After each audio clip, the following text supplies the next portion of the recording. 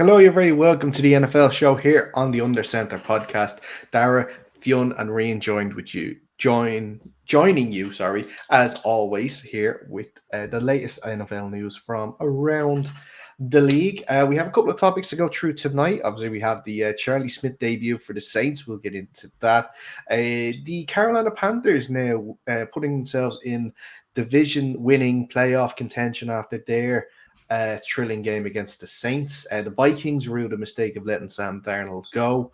And the Denver Broncos now are what is it, 10 wins in the season now with after their overtime victory against the Commanders on Sunday Night Football. But we are asking the question: are they possibly the team with the most fraudulent record in the league? We'll get into that towards later on in the show. But we are going to start with the Charlie Smyth debut. Of course, he made his regular season debut for the Saints this past weekend in their loss to the Miami Dolphins down in Florida. It was actually, apart from kickoffs, it was the fourth quarter by the time we had to wait for Charlie to have a kick at goal. He hit a successful 56-yard field goal with plenty to spare. He then, towards the end of the game, had a successful onside kick. Now, a bit dubious on my end if I think that was a successful one, because I still don't see where the ball hit the Dolphins player before Vele picked it up on the 9-yard line. So, but look, listen, let it pass. It's been a long time coming for Charlie. He's had to bide his time in New Orleans. He's seen the likes of Jude McTamney. I never get the name right. Makatamni? Magatami, thank you. He had his debut with the Giants and played a few games. Obviously, the Daniel Whelan has been an ever present in Green Bay with a really, really good show for Pro Bowl this year. We've seen the likes of Mark McNamee as well be on the cusp of a main roster spot in Green Bay too. So, despite being the first one probably picked up from Ireland to the NFL, he's had to wait, but still a really, really good showing for Charlie in his first game. Obviously, we saw all the videos from his hometown in Mayo Bridge where his family and friends had gathered to watch the game. Fingers crossed now that the hope is that he will continue as the starting kicker. Now, it looks like he has been brought back down to the practice squad this week after the game, but as long as practice goes well this week, as we expect it should, maybe he will be elevated again from the practice squad for this weekend's game against the Buccaneers. If that's the case, and hopefully that will mean that he will then stay on the 53-man roster and continue to be the team's starting kicker for the end of the year. But your thoughts on Charlie Smyth finally getting his regular season debut in the NFL? Yeah, I have to say, I was probably on the pessimistic boat. Thankfully, one of very few. I think everyone was pretty excited to see him.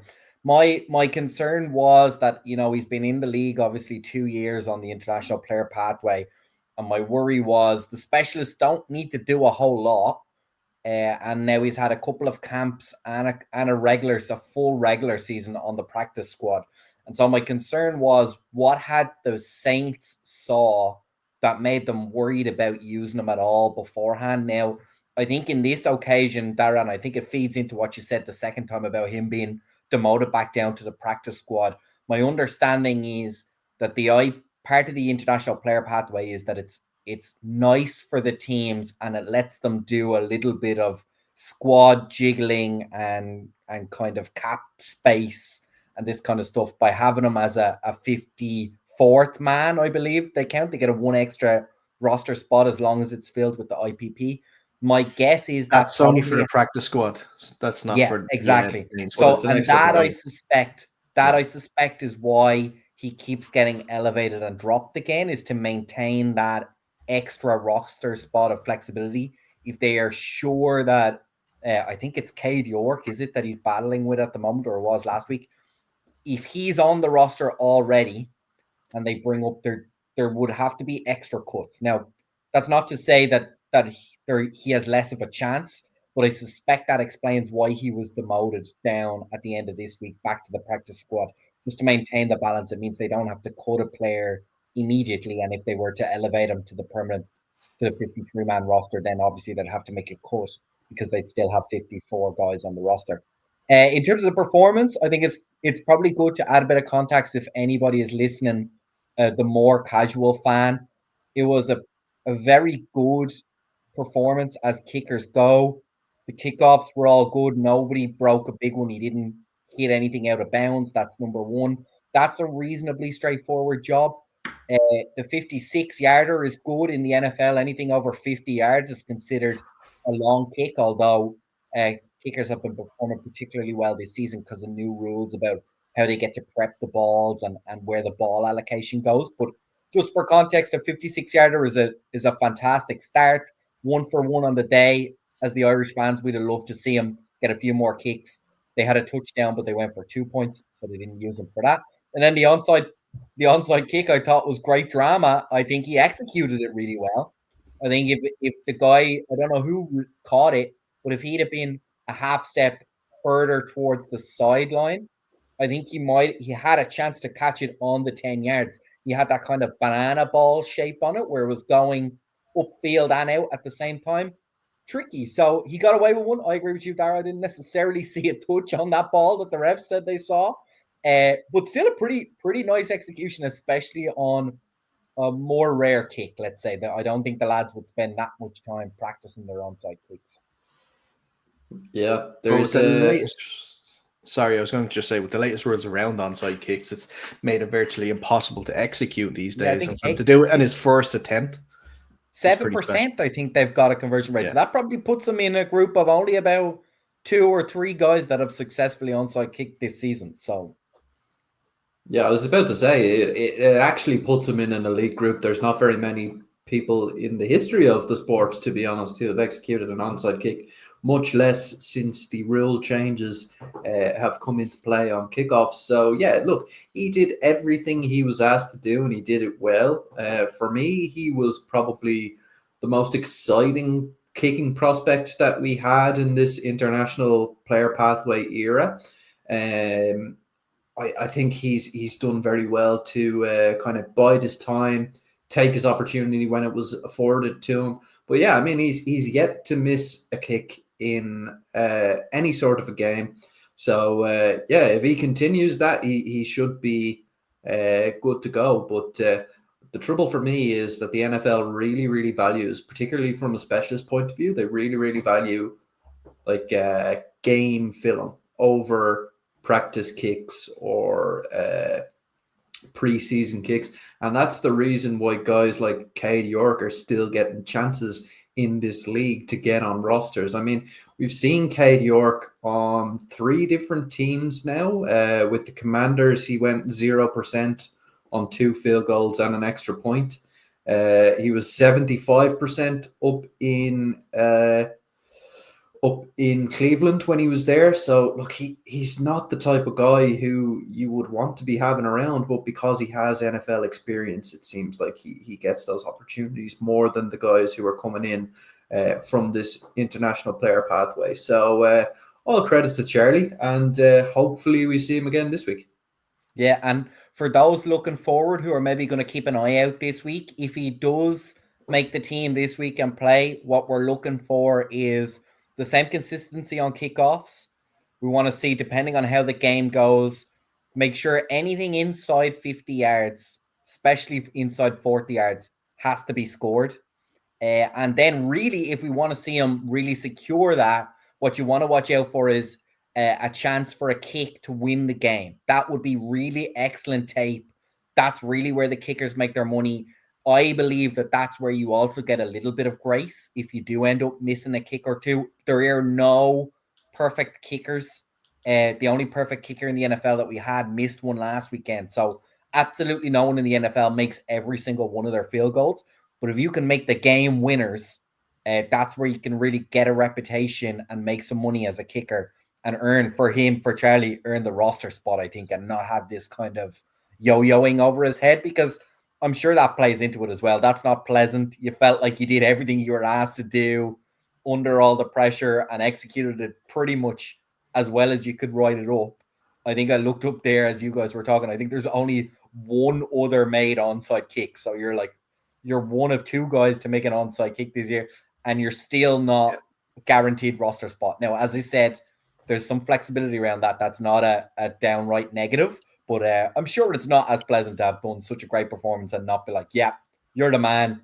Let's boot out York. Let's make that roster space available and pick you up. So, and look, there'll be contract stuff involved as well. I know if you play over 4 games from the practice squad, you then qualify for a year of veteranship, if that makes sense, which counts to all sorts of things: legal contract minimums, insurance in the future, health insurance, all this kind of weird dark artsy NFL stuff. So a big couple of weeks, and Saints are out of the playoff contention as well. So please God, that can play into his hands where they're not as concerned and they're willing to kind of take a look at somebody maybe, but not to suggest tanking, but I suspect they are. Yeah, I think it's very important as well that he doesn't pull a Younghoe Koo. I don't know if you saw that kick.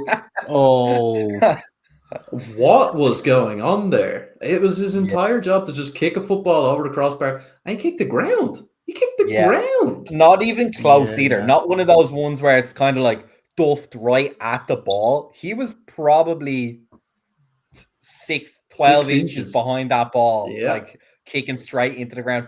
I don't know what happened. When I kept seeing the replays, I looked at his plant foot. That didn't slip. So everything else looked kind of normal. I don't know if he was like, something caught his eye right at the last moment and he was deliberately trying to abort the kick. Not necessarily to that dramatic a fashion, but something happened that he was deliberately trying not to kick the ball. But yeah, a bit disappointed for who's the holder? Gillingham, the punter or something. I was a bit disappointed he couldn't do like something miraculous with it. He just got swallowed. He didn't even try and throw the ball. I'd have at least tried to throw it, just see what happens. Like, obviously, I think the first there when it's not planned, but yeah, the first time watching it, I thought actually it was all part of the plan. Like, I thought it was, and it just went terribly wrong. But then you watch it, and you're kind of, and it's crazy when it comes to, and look, I don't think we've ever given kickers this much time on the show ever combined talking about this. But you know, it's crazy when it comes to Younghoe Koo, because I think up to about maybe 2 years ago, he was lights out in Atlanta, automatic from 50 yards every single time, and something has just happened where he's just completely fallen off the edge of the earth. Obviously, he was only let go by the Falcons this year, picked up by the Giants after they let go. Jude, say his name for me. Makatami. But who's still available if the Giants want to go back to him, by the way, because at least he made contact with the football, unlike Younghoe Koo. But in golf, we call that the yips, and sometimes they're incurable. So I think probably he's destined for the dole. Look, it's a decent dole he's going to get anyway from it, so it's not too bad. But yeah, that I've never seen that before, man. That is insane. I think everybody said that same thing as well, saying, "I've never seen this before. Never seen this before. I've never seen this before." You know, you don't even really see that like at air level, at AFI level. Really, you don't see the guys completely misjudge where the ball is. At least they make contact. They may not make the field goal. They may slice it right. Yeah. Hit a baby. Hit a baby as well. Yeah. But it happened more than once for casual viewers. One was a field goal, one was a punt. Two totally different things, right? By two totally different people. But so look, we'll wrap this section up with when it comes to Charlie. Like you've all said, and I agree with you there, that hopefully he can get back onto the 53 for the game this weekend. You know, tough in the sense for him that they're both 2 away games. You know, obviously does a lot of practice focusing on playing at home in the dome. Now he's out at the elements, although the weather is meant to be actually quite nice this weekend. Who have they got coming? Tampa Bay. That should be all right. Tampa Bay is notoriously tricky to kick in, though. One of the directions that they have, I heard Roberto Aguayo talking about it. Like, there is genuinely a massive difference between kicking to the north stand and kicking to the south stand. So yeah, it'll be a tough one for him. But they do have Panthers at home after the Bucks, no? They do. So that'll but give that's them a chance. yeah. Well, that is if he is still there by that stage as well. Mm-hmm. We'll have to see, or if they haven't brought in someone else.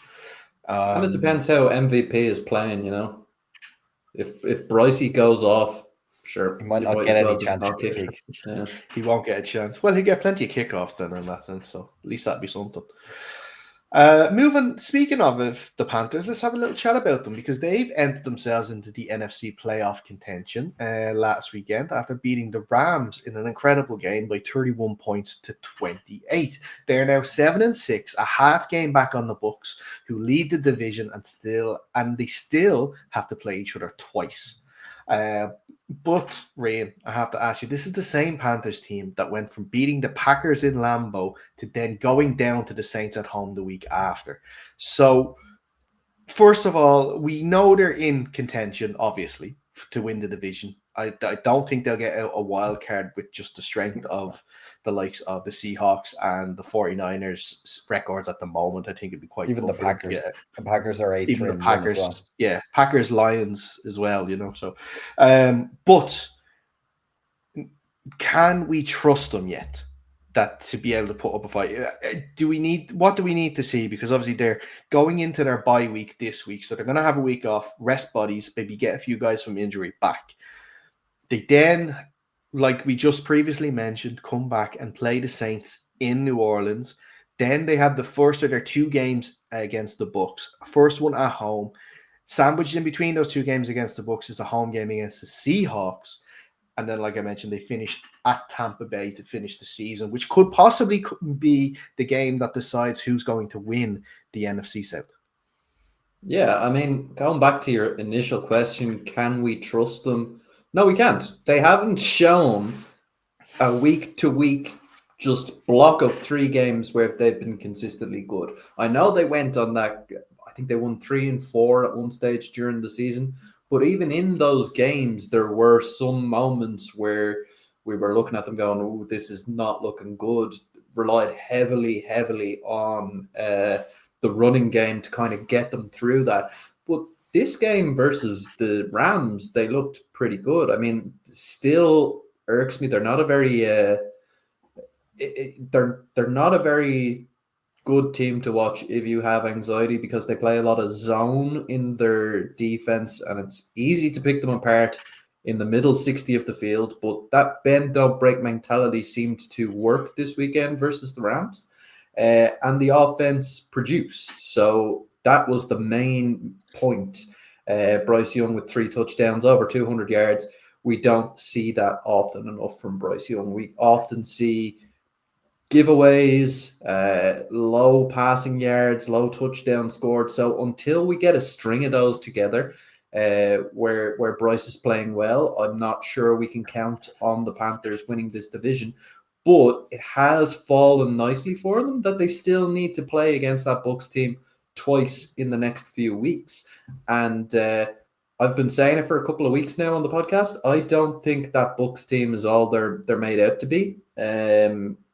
Leading that division at 7-5 or whatever they are, it's not the strongest situation they've ever been in, and they're getting involved in some very, very tight games, the ones that they are winning, and they're losing some stinkers as well. So yeah, look, it's all on the table. It just comes down to what version of Bryce Young that we're going to get.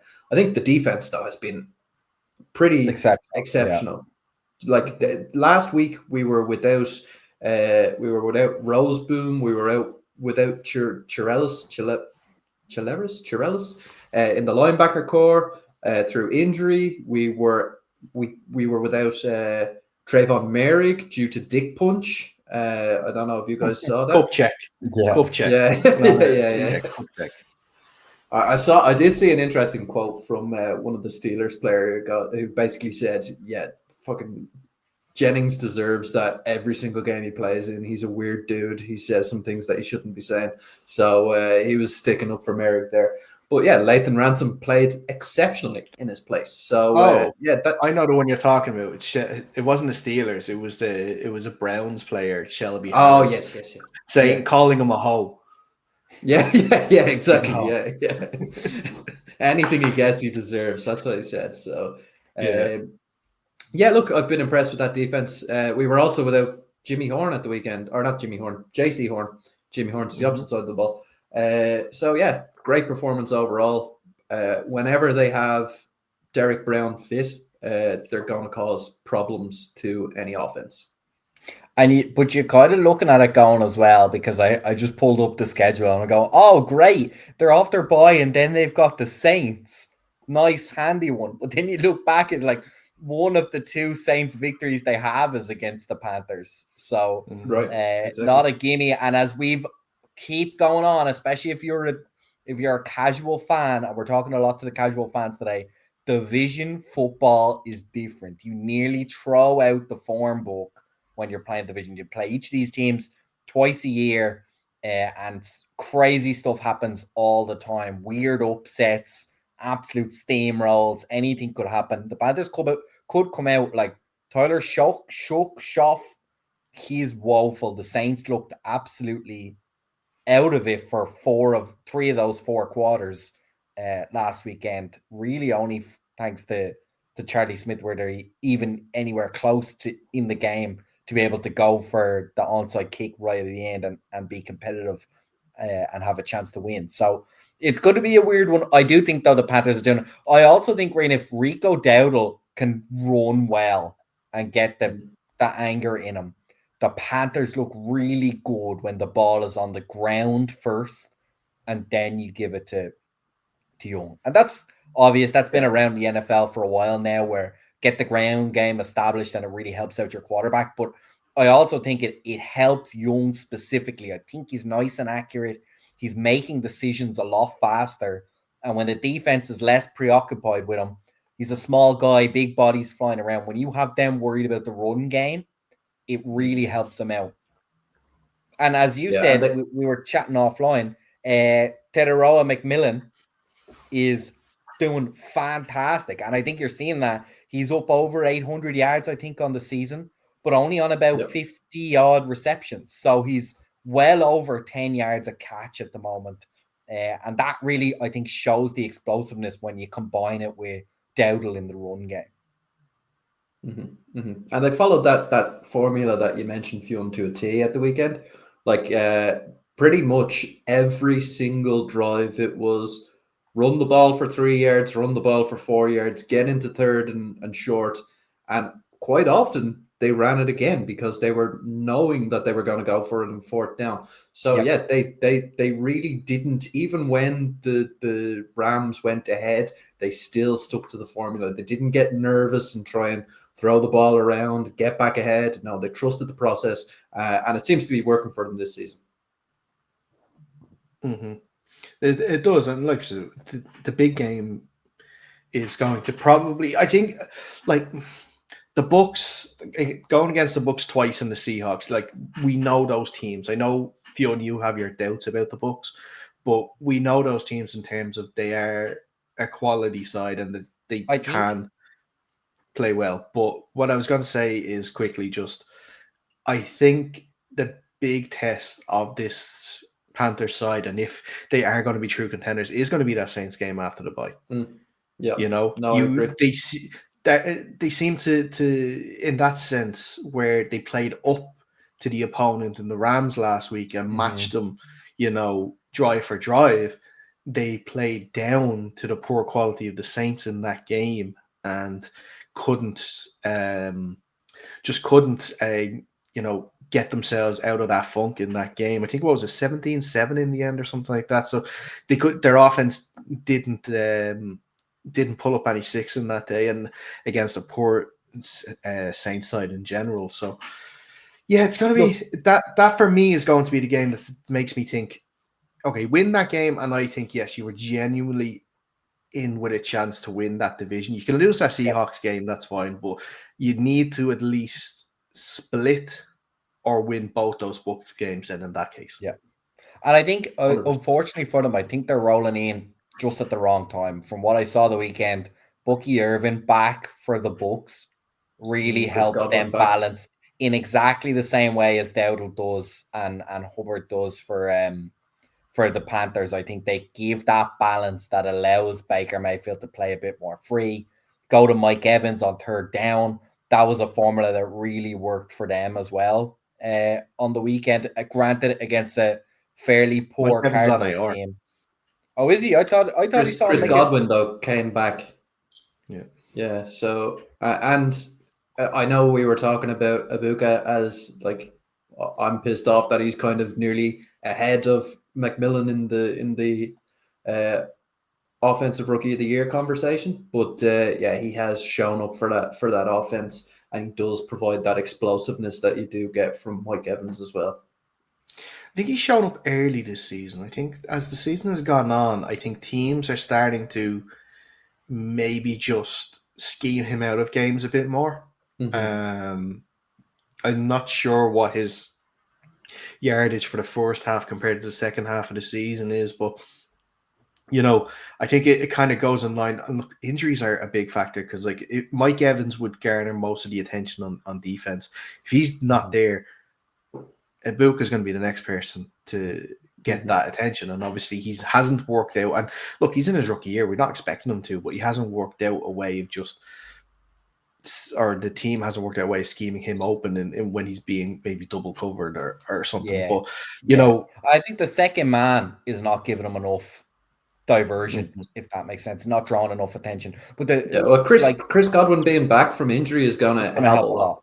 Massively. Yeah. And they do have a lot of talent, even if they don't use them. Like Sterling Shepard, he's getting a bit long in the tooth now, but like he was effective at the Giants. I don't think you'd call him a star, but he knows how to catch a ball and get a first down. Cade Otton, I really rate as a tight end. I think he's a really good receiving tight end. So there's extra players around them, as you say, Dara. It's about scheming away. If Ibuka is the guy, then you need to get him schemed up maybe. And Rin, as you said, Godwin really improves that offense and adds an extra threat there that maybe even Mike Evans, when he was healthy, wasn't providing enough of. Maybe he's the speed kind of receiver to Chris Godwin's body size. So or sorry, the other way around, Mike Evans' body size. So yeah, they work really well together. It'll be interesting to see where two speed guys are going to kind of mesh up. I'm not sure about Ibuka's route running on the shorter to intermediate stuff. I think he's got a lot of speed, can take the top off defense. But do they have somebody there to kind of fill in the gaps? Not 100% sure. Mm-hmm. Okay, let's move on then to next topic. We're actually going to talk about the Minnesota Vikings because their season just keeps getting worse. After a poor run of form, which included the loss at Lambeau Field not last week, the week before, to the Green Bay Packers, in which JJ McCarthy, I think, threw for a team low 49 yards in the first half or something like that. Didn't get much better now in the second half. But they then went to Seattle this past week without JJ McCarthy, who was in concussion protocol. And it was Max Brosmer. For those listening, Rian just did the inverted commas sign there, thinking that maybe he wasn't strictly on concussion protocol. Look, against that Seattle defense this year, maybe it was the right call, just not to completely kill his confidence. But it was Max Bromer. He went in. Despite a valiant effort on defense, the Seahawks eventually took over the game, beating them 26-0. Bromer threw 4 interceptions on the day and was sacked 4 times too. It's the reason why we bring it up is because obviously against the Seahawks, it was against their old quarterback, Sam Darnold, who they decided to move on from after he had a career year last year with the team. And I guess now, look, hindsight is a beautiful and terrible thing all at the same time. or Fiona, I'll go with you first on this one. Are they, apart from the obvious, obviously with their records compared to Seahawks records, did they make the wrong choice in going forward with JJ McCarthy and letting Sam Darnold go? Yes, I think for me that's a fairly clean-cut one, especially with the performance that obviously Darnold had for them last season. He had a great connection with Justin Jefferson. Whatever about your enthusiasm for JJ McCarthy, obviously these kids are getting rated out of college. You pick them up. The new thing now is that they've got to start earlier rather than later because of pressures from front office and ownership and fan bases. But yes, and I suspect, I don't know, we don't have Al this week. He's usually big on the contract side. I wonder if maybe it was a financial decision to let everyone go and stick with Wentz as the backup. But certainly, even if you wanted JJ McCarthy, or maybe Darnold would had a clause that meant he couldn't be the backup, that he wasn't going to be the backup. But yes, to wrap up and actually answer your question, yeah, I do think they'll regret it now. It's clear that he played well for them, and he's continued the form, which I don't know if everyone was expecting, but I think a fair amount of people were suggesting that it was a rebirth and not a fluke for Sam Darnold, and he's really shown that for the Seahawks this year. Yeah, I think you're right. I think one of the main things now here to point out is that the Vikings didn't trade away Sam Darnold. He became a free agent in that offseason. If it had been a trade away situation with some time left on that contract, I would have been seriously questioning what the reasoning behind that was. Like, if anything, you should be just allowing him to compete for that starting job. Fionn, going back to what you said, the contract situation, Darnold was playing out in Minnesota on $10 million a year. So that's pretty much vet minimum for a quarterback. Whereas now he's on a 3-year contract, $100 million contract out there with the Seahawks. So I guess if you're Minnesota and you have all of this hope and expectation tied up in JJ McCarthy, it's tough to give a guy like Sam Darnold, who has certainly played well for your team this past year. It's tough to give him a contract of which he's probably expecting, like that based on that season that he had, he probably should have gotten an $100 million 3-year contract somewhere. I don't think the Vikings were going to be able to give him that contract with the assumption that JJ McCarthy was going to turn into an NFL quarterback. Now, as Dara said, hindsight is 2020. He did not turn into an NFL starting quarterback, and now they're in a hole. So maybe they should have given him that contract. But I think at the time, it would have been a very, very difficult thing to spin to the top brass that we are going to give this guy a nice, big, long contract while we have a first-round pick sitting on the bench behind it. I might have my times and my dates mixed up. Was JJ McCarthy actually drafted the year before, but he got injured, and then last year Darnold ended up playing? It was actually, I was going to bring that up. Like Sam Darnold, yes, he got that 1-year $10 million contract, but he was only given that contract to be a backup. I think he went in under the assumption that he was going to be a backup because JJ McCarthy was going to start that year, his rookie year, but he got injured in preseason. I think it was a shoulder injury that put him out for the season, and obviously Sam took over the starting role, and the rest is obviously history.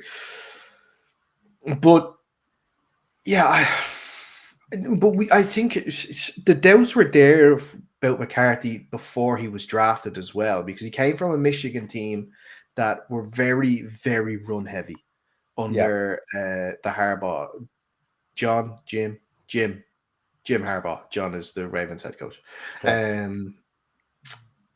So we probably team, unless he was going to a similar situation, and I know there was rumors around that time whether he'd follow Jim to the Chargers if he was drafted that way, but with Justin Herbert there, that was never going to happen. Chance. Yeah, no chance. But yeah, obviously Kevin O'Connell has been noticed the QB guru after what he did with Sam Darnold, and then the previous year with Kirk Cousins. Was it? Was he the starter beforehand? Yeah. And giving them both career years while they were there with him. JJ McCarthy is obviously the only reason why he's having a career year this year. It's because it's his first year. It's nothing good about that either. But I wonder. I don't think they'll give up on him just yet. I think they're going to bring in this question, Dara. I don't think you can. I think he's played enough. I think he's played enough with what he's had. It hasn't looked good, but it hasn't looked like Cam Ward. Cam Ward looks like he's never played football before in his life. He's like the ball is slipping out of his hands when he's throwing it and all this kind of nonsense. I'm looking at JJ McCarthy. I think you're saying he's a second-year player, but I don't know how many reps he actually managed to take in his first season. So he's basically a fresh rookie. I understand the question marks about coming out, whether he even had the talent to begin with. I'm a big believer in that we're throwing out some of these quarterbacks way too early just because they've got to start and they've got to win straight away. But yeah, Rin, you're making a lot of faces here. You're definitely McCarthy in the bin camp. Yeah, 100%. I don't know what. Have you watched any Vikings games this season? Like, he's been not many all the way through. That's fair. He's been utterly abysmal. Cam Ward has had some like highlight reel lowlights, but he's also displayed some pretty good talent in throwing the football as well. I haven't seen that at all from JJ McCarthy. And one thing that really stuck out to me, it was brought up to me maybe last week or the week before, was they did a study of EPA, which is expected points earned or some shit. I don't really understand those stats. Expected points per attempt, is it? Something like that? Yeah. So they did a study of 800 odd quarterbacks since the turn of the century, so since 2000. Only one ranks below him, and that's Jamarcus Russell. That's not QB play in the NFL. I'm sorry, but he has to go this year. They have to look to the draft or to get in an experienced vet in the offseason from the free agency because they can't continue with this. There's no one. I mean, I can see that working. I could honestly see that working. Aaron Rodgers is going to complete the full Favre cycle, and his last season is going to be with the Vikings. Have you not seen like how much it's falling apart now in Pittsburgh with him? He's already 100%. His body's too old now. He's not able to do it. Well, I just think it would be funny, and I wonder would the Vikings be desperate enough, because I presume he's only on 1-year contracts at this stage, kind of rolling. So he'll be open and available next season, I'd imagine. Yeah, the draft is not going to be where they're going to find their answer. It's a pretty bad quarterback draft this year. They've won too many games. Kind of like Wentz kind of fucked them at the start of the season. They've won 4 games. Is too many games now, I think, to get. You're going to need the Jets are going to look at a quarterback, and they're going to be really stinky. Although they might have 4 wins as well, do they? I think they've 3. They beat the Falcons there at the weekend, so that's that might big. So you're looking at, I don't know, Rin, if you're the Titans, and we've got way off track here, but if you're the Titans, are you sticking with Cam Ward or sticking with Cam Ward? The rest of the situation out there is not good enough for me to be throwing him in the bin. JJ McCarthy is coming into what is a ready-to-roll offense with a good offensive line, very good running back, and some good receivers in that receiver room. So they need to do something. And I think it's a draft class that doesn't have very many top talents coming out of it, but someone out of that draft class will become a starting caliber NFL quarterback. You might be able to get good value on somebody like Lenoris Sellers or Fernando Mendoza late in the first round, early in the second round. That might be the place that you go to, but it's not going to be a comfortable situation for the Vikings for a couple of years to come. And the reason for that is JJ McCarthy.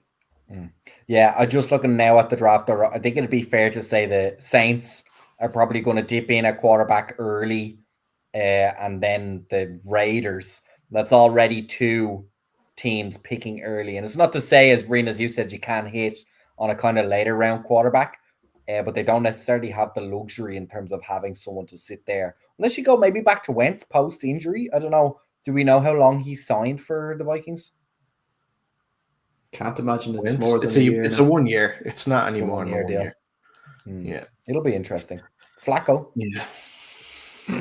He still wants to play next year. Bald, man. I think, yeah. If I'm the Vikings, I'm taking Flacco. He's used to playing in the cold. He's already roughly in the area.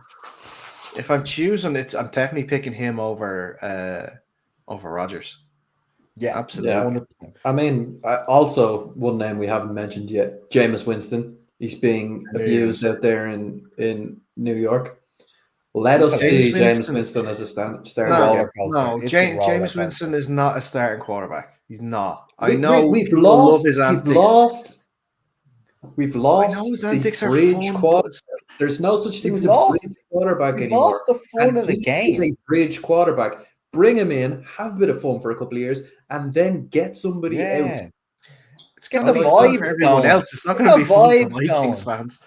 The Vikings are depressed up there. It snows half the year. Get the vibes going. James can bring in the vibes. And he might not win a lot of games. He'll win some games he has no right to win. He'll lose some games he should have walked. He'll throw 2 touchdowns and 4 interceptions and still win a game. But by God, it's fun to watch. And I think him throwing to Justin Jefferson, it's going to be seven bombs a game, I would say. That could be a career year for Justin Jefferson. 2,000 yards, 40 touchdowns. I can see it now. Never. I don't know. I don't know where you're getting this in. I just don't know. But look, listen, you never know. If he does show up in Minnesota next year and he does ball out, I'll eat my hat. I'll find a hat and then it's a lot of ifs. It's a lot of ifs. Yeah, it's a lot of ifs. Look, last section here. I know we're running a little over time, so we'll go through it quickly. But I want to chat a little bit about the Denver Broncos. They are 10-2 after beating the Washington Commanders 27 points to 26 at the weekend in overtime. A Nick Benito pass deflection when the Commanders were going for 2 got them the win. They currently lead the division, the AFC West, by 2 games over the Chargers and 4 games over the Kansas City Chiefs. But I want to know, is their record a little fraudulent? Because now, the reason I say this is because the amount of tight games that they've been in that has gone their way, maybe that shouldn't have gone their way, if you know what I mean. So, like that, a 1-point win over the Commanders, a 3-point win over the Chiefs, a 3-point win over the Raiders, 3-point win over the Texans, a 1-point win over the Giants, they were 19 points down in the fourth quarter, a 2-point win over the Jets, a 4-point win over the Eagles. They dispatched the Bengals by 28 points to 3. That was fine. And then in week 1, they had an 8-point victory over the Titans. Now, they have games against the Raiders, the Packers, the Jaguars, and the Chiefs, the Chargers. So 3 division games left to play, and then one nice one and 2 tough ones. But are they probably the most fraudulent 10-2 team, or the team with the most fraudulent record at the moment? I'm going to be very boring and say no. They're not. They're absolutely worth their 10 wins this year. The reason I say that is because of their elite defense. That defense is phenomenal. One of the best we've seen in a long time. I think we've gotten a little bit too comfortable with high-octane offenses winning Super Bowls, a la the Kansas City Chiefs, and to a certain extent, the Eagles there last year. They had a pretty good offense, particularly with Saquon running the ball for over 2,000 yards. The Broncos offense doesn't need to be stellar. Just like with the Panthers, they play their formula very, very well. So that's run the ball efficiently, get their quarterback outside of the pocket, making throws on the run, not anything over the top, majorly like bombs on every play, just dink and dunk, get the job done. And for me, the close victories are almost a badge of honor for that defense. It shows that the defense is going to win them games. And it's been a while since we've had to use the adage of defense wins championships, but I think in this case, defense certainly does win championships. And I think it puts them in the driver's seat to go very, very deep into that playoffs, if not reach the big game from that AFC. I think it's also recency bias, Reen. It's guys going, well, the Broncos haven't been good for a while. Therefore, if they're good now, the only proof we should have is that they're blowing teams out, right? They need to be good and they need to be way better than everybody for us to feel comfortable saying that they're the second best record in the NFL right now. I'm with you. It's really hard to win an NFL football game. They've won 4 on the bounce, less than 3 points or less, but they've won all 4. They haven't lost any. So that to me is the impressive thing, regardless of whether you put that down to the run game or Bo Nix as a game manager or the defense, whatever it is, it's probably a bit of something different every week, but they pull it out. They're battle hardened, and it's not a fluke to win 4 games in a row. And ultimately, at the end of the day, the Lombardi Trophy isn't any shinier because of points difference at the end of the season. You just need to win the games. And that's what they've been doing. And we're looking at teams now in the background. And it's fair to say some commentators aren't as high on the Chiefs as I am, but we're seeing that now. In years gone by, when the Chiefs used to have these little stretches where they'd grind out a couple of like 1-score wins, and you go, yeah, but is this kind of the end of the Chiefs? They used to blow everybody out. Now they're winning tight games. Like, yeah, but they're winning them, and they kept winning them. And now this season, they've lost them, and they lost a few, and they've played well in some of them that they should have won, and they've just been squeaked out right at the end. And all of a sudden, now they're 6-6, and they're not everybody's nailed-on favorite to get to the Super Bowl. So I think it's a little bit unfair. I've liked what I've seen as well from Bo Nix. I think he's made some excellent throws. The offense has played as well as it need to. If you really want to beat on a team for being fraudulent, I'm going to propose the 9-3 Bears. I think the run game has done an awful lot of heavy lifting.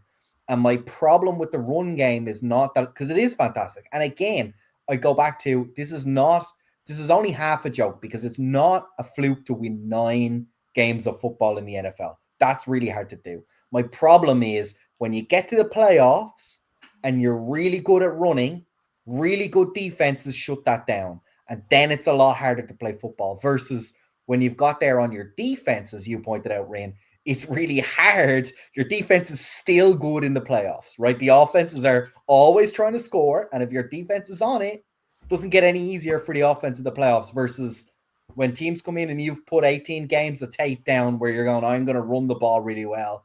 The first thing a good playoff team is going to do is like, well, actually, the only thing you're not going to do is run the ball, prove you can win any other way. And that's the question mark, which I think is legit on the Bears right now.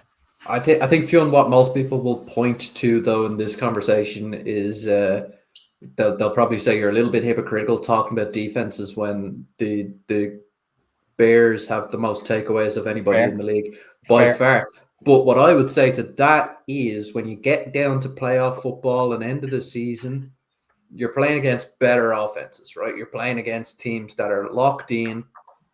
What happens when those turnovers dry up, right? Are they still able to move the ball so they're getting a lot of short fields off these turnovers? Are they going to be able to move the ball well enough to score on these drives that they maybe wouldn't have if they hadn't got such a short field? So yeah, for me, I don't want to risk upsetting all the Bears fans, but I think we're in for a little bit of a rough time in these next few weeks because they have the Packers coming up twice. That's going to be a tough one. The Packers have had their number for a good long time now. The 49ers are no joke either, even when they're beat up like they are. So, it'll be interesting to see where they finish up this season, because at the moment they're riding high, number 1 seed in the NFC, but who knows where they'll be in 4 weeks' time. Yeah, I think I don't think we're going to see them as the number 1 seed in the NFC by the season end. Now, they still are definitely in. I think they can almost say that unless they have a monumental collapse, that they're going to be in the playoffs. NFL has them Whether it's a wild card, 75% chance of making the playoffs. For context, the other division leaders at the moment, the 2, 3, and 4 seed, are all the 2 and 3 seed are 95%. Yeah, and this obviously comes down to their division, because the Packers and the Lions obviously still are chasing them, and they're still right there with them. It all depends on the health of players, because obviously we'll have to see what Amon-Ra St. Brown's injury is going to be like for the Lions. If he goes down, that's tough. Terrion Arnold is out for the season with a shoulder surgery, so they are losing people. The Packers, obviously, they've lost a few O-linemen this year. The offense clicked Thanksgiving against the Lions. Can they continue that? We'll have to wait and see. Defense continues to play well. Obviously, the Micah Parsons trade is obviously the big thing with them, and I think he had 2 sacks on Thanksgiving against Jared Goff. Yeah. So we'll see there.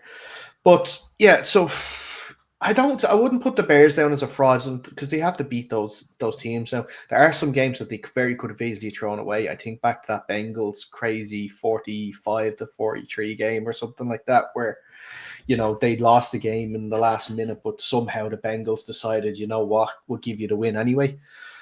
But I think Ben Johnson has proven why he has been the most in-demand coach the last couple of years that every team wanted. He wanted to wait for this Chicago job for a reason. He's gotten it, and it seems to be working out well at the moment.